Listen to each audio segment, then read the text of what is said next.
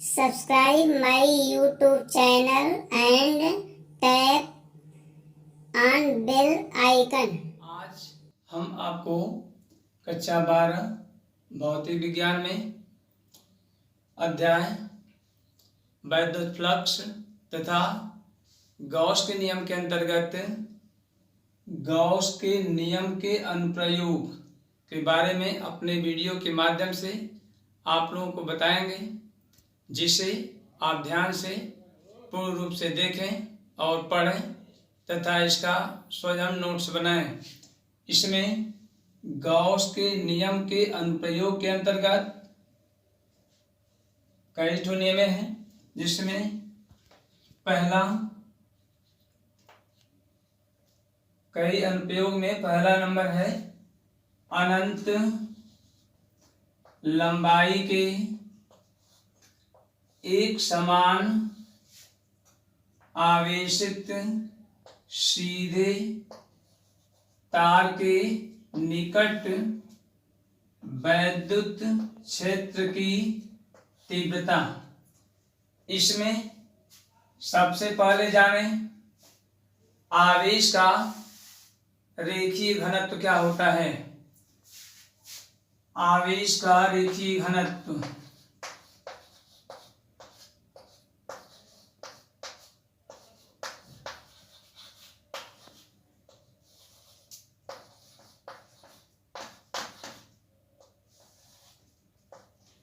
जिसे हम लैम्डा से प्रदर्शित करते हैं।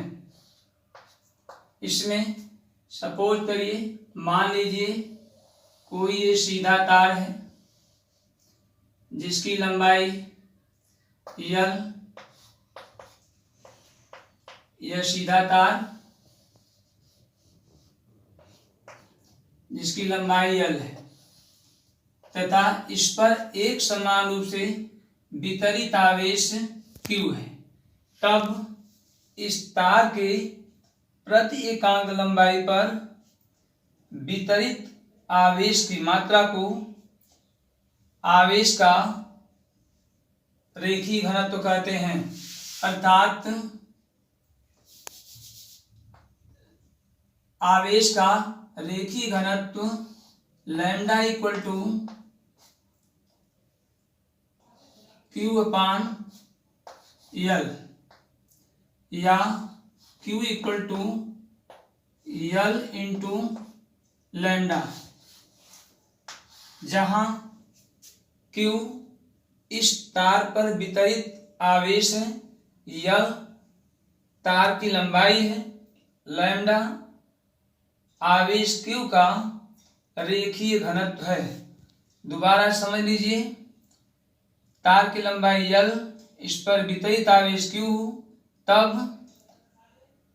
एकांक लंबाई या प्रति एकांक लंबाई पर वितरित आवेश की मात्रा को आवेश का रेखीय घनत्व कहते हैं। इस प्रकार lambda equal to Q by L या Q equal to lambda into L, equation number 1।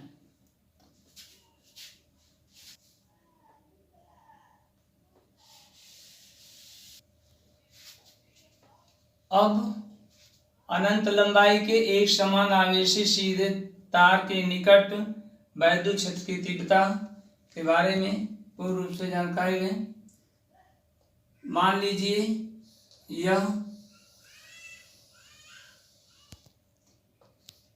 यह लंबाई का कोई तार है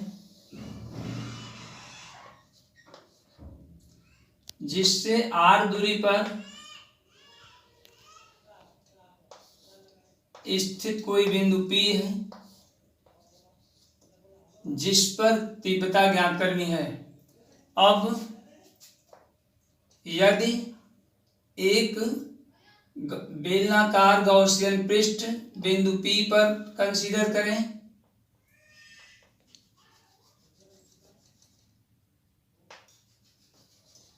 बेलनाकार गॉसियन पृष्ठ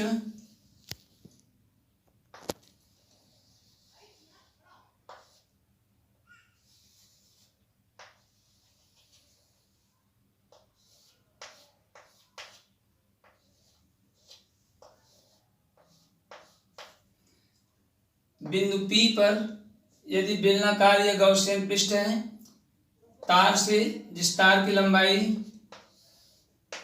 L, इससे ज्यादा दूरी बिंदु P।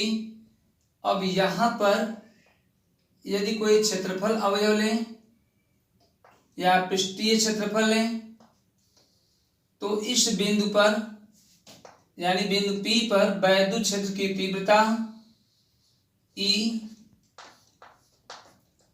तथा क्षेत्रफल वेक्टर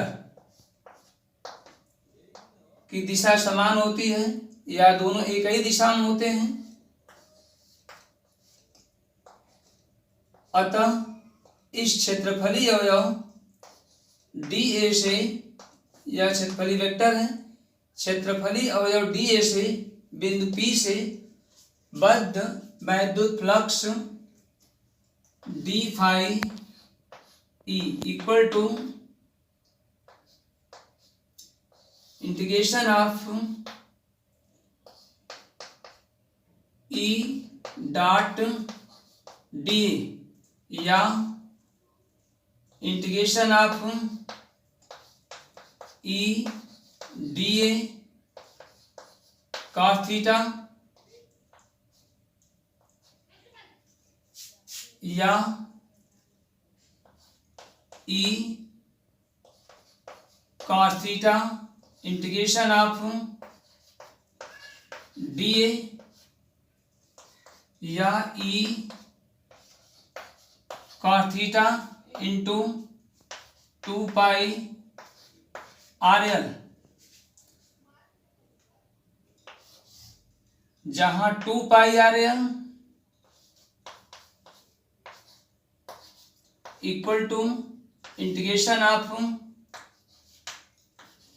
dA, अर्थात इस बेलनाकार पृष्ठ का संपूर्ण पृष्ठ 2 पाई RL जो इंटीग्रेशन ऑफ dA के इक्वल है, या कह सकते हैं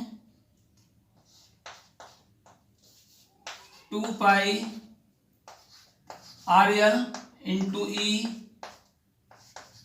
का 0 डिग्री, चूंकि वेक्टर E और क्षेत्रफल वेक्टर dA दोनों समान दिशा में हैं, अर्थात इन दोनों के बीच का कोण थीटा इक्वल टू 0 डिग्री जो यहां रखा गया है। इट मीन्स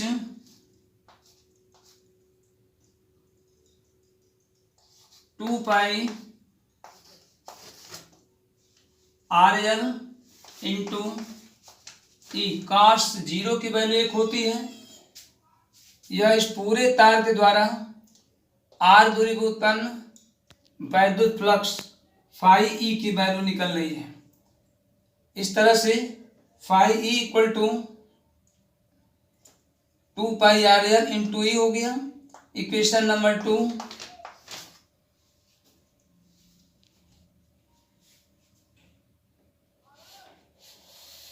चूंकि गॉस के नियमानुसार किसी पृष्ठ से गुजरने वाला वैद्युत फ्लक्स फाई E बराबर Q अपान एप्सिलॉन 0 होता है, या फाई E इक्वल टू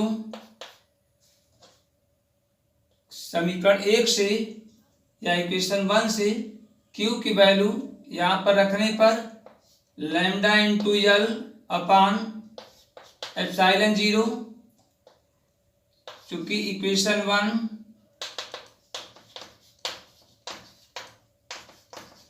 1 से Q equal to lambda into L, जहां लैम्डा आवेश का रेखीय घनत्व है और L चालक तार की लंबाई है।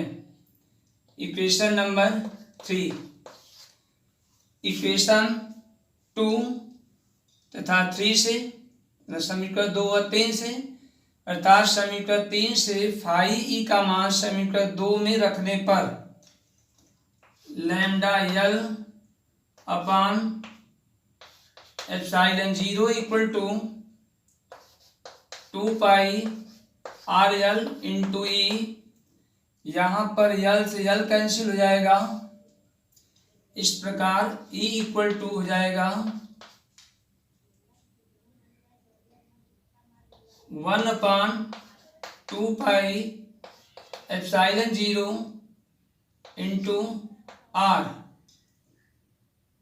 या 2 से अंश और हर में गुणा करने पर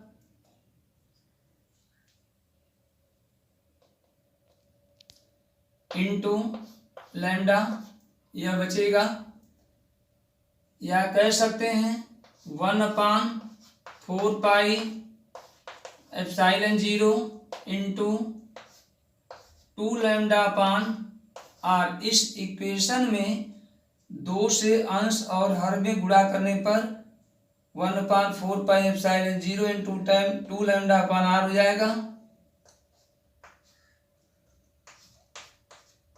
इक्वल टू जो आपका अवशिष्ट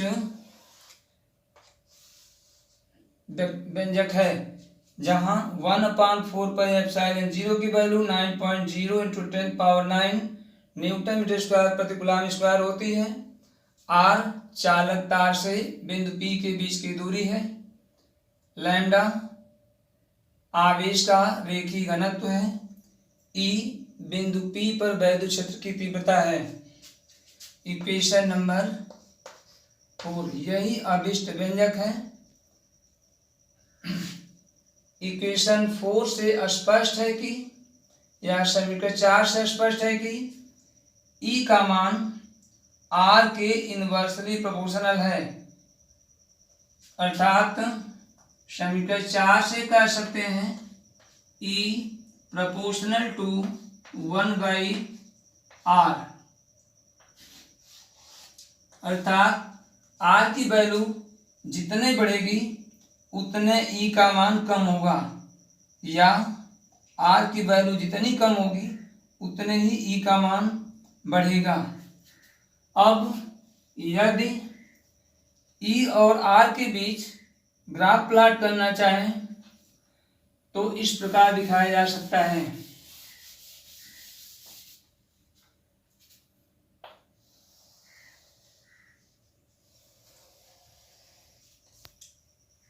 एक्स अक्ष पर आर डिस्टेंस ले लेंगे और वाई अक्ष पर ई का मान, तो ई और आर में कुछ ग्राफ इस प्रकार से मिलेगा। अब यहाँ इस ग्राफ से स्पष्ट है कि ई का मान जो जो घटता जाता है उसी के अनुसार आर की वैल्यू बढ़ती जाती है, या आर का मान जितना ही कम करेंगे उतने ई का मान बढ़ेगा। That's all.